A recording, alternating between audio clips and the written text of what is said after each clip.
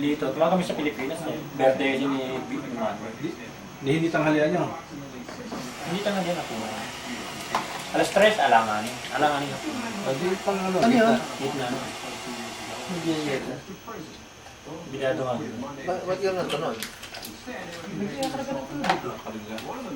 Taiwan kasi. Taiwan.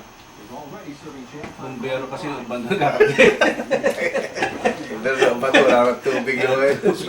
Si Aling Granny ni Kaka. Tingnan nasyonal na natulog yung bumbero. Sama niya. Maganda na ngayon ang kawasan. Ayos.